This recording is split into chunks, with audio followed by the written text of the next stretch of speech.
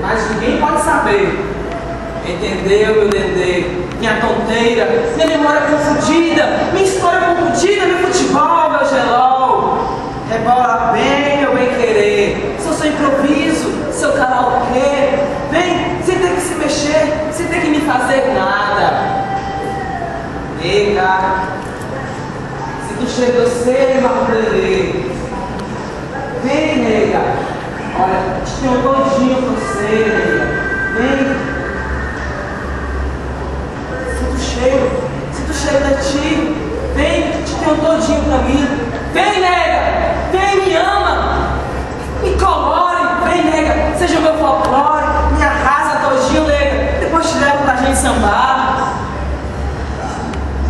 Imaginem, ouvi tudo isso com calma e sem dor. Já preso esse ex-feitor, eu disse: seu delegado! O delegado piscou. Falei com o juiz insinuou e decretou pequena pena com cela especial, por ser esse branco intelectual. Ó, minha máxima lei, deixai de asneira, e não vai ser um branco mal resolvido que vai libertar uma negra.